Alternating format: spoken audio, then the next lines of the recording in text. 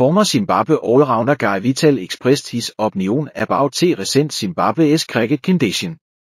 He said, "We have had youngsters playing up to 26 og 27, then moving to other fields. If the administration can sort themselves and there is a bigger pool of players by taking the game to the masses, it can get better," Vital told Sportsboom.com. "They also need to use their finances wisely and be accountable. We will always have a glimpse of hope as we have the talent.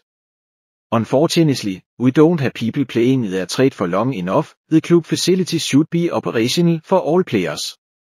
I have been in a crowds before, and the cricket knowledge is there among the African people. They want the country to do well.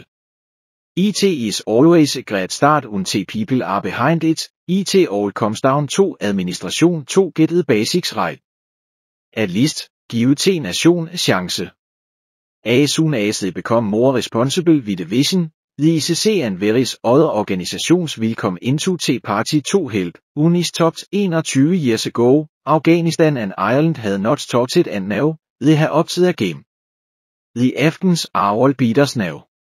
We don't want to revert from where we are right now. We still have a nucleus of players, and our school system is strong. If we have a willing population towards the game, it can turn around